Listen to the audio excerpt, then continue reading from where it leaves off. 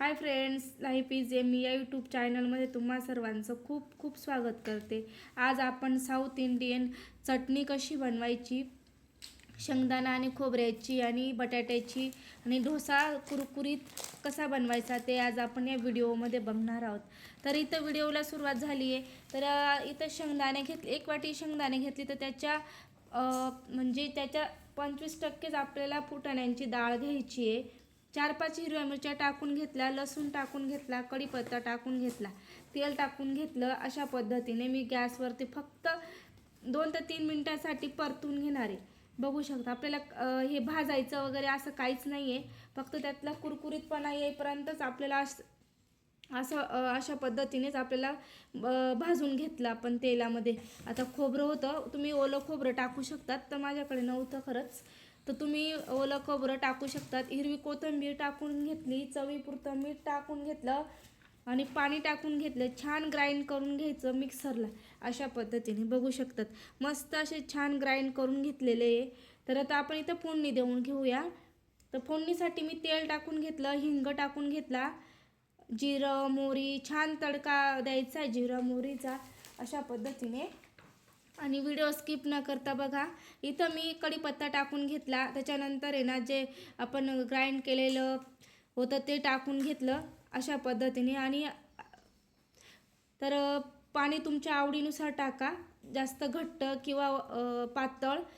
तर अशा पद्धतीने मला घट्टही नको आहे आणि पातळही नको आहे, मला डोशांसोबत खायचं आहे, त्याच्यामुळे मी अशी ओलसरच बनवली आहे। तर इथं आपल्याला बटाट्याची चटणीसाठी 2 लसूण घेतली, आलं घेतलं, 2 हिरव्या मिरच्या घेतल्या, जिरं घेतलं, छान असं ठेचून घेतलेले। तर बटाट्याची ओली चटणी कशी बनवतात ते बघून घेऊया। इथं तेल टाकून घ्यायचं आहे, हिंग टाकून घेतला, जिरं मोहरी छान अशी तिलासुद्धा छान तडतडू द्यायचं, त्याच्यानंतरच आपण कांदे टाकायचे आहेत। तर इथं बघू शकता कांदे टाकले मस्त।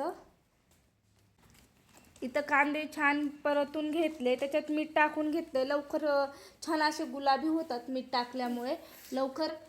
तर छान असं गुलाबी झालेले, त्याच्यात आपण जो ठेचा तयार करून घेतला होता हिरव्या मिरचीचा तो टाकून घेतला आणि छान असं परतून घेतलं। त्याच्यानंतर हळद टाकून घेतली, हळद टाकून ती परतून घेतली, कोथिंबीर छान हिरवी भरपूर अशी टाकली आहे।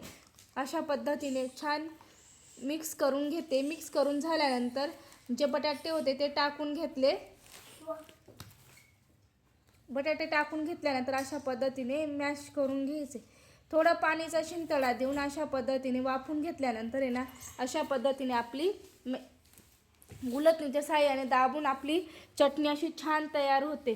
तर आपले दोन्ही चटण्या मी अगदी सोप्या भाषेत सांगितलेल्या आणि झटपट सांगितलेल्या, नक्की करून बघा। इथं तव्याला तेल टाकून घेतलं, त्याच्यानंतर पाणी शिंपडून घेतलं आणि अशा पद्धतीने डोसे तयार करायला घेतले। डोशांचं पीठ आपण जे डोसे इडलीसाठी बनवलं होतं ना त्याचाच वापर केलेला आहे, अगदी वेगळं काही नाही आहे। जे आपण इडली बनवतो ना त्याच पिठापासून डोसे अशा पद्धतीने मी लावून घेतले। आता मी डोशांवरती ही चटणी लावून दाखवते। अशा पद्धतीने लावून खूपच छान लागते आणि डोसासुद्धा अगदी कुरकुरीत भाजायचा आहे, म्हणजे तो अगदी 1-1.5 तासापर्यंत सुद्धा कुरकुरीत राहिला पाहिजे। तर मस्त असा कुरकुरीत खुसखुशीत आपला डोसासुद्धा तयार झालेला आहे।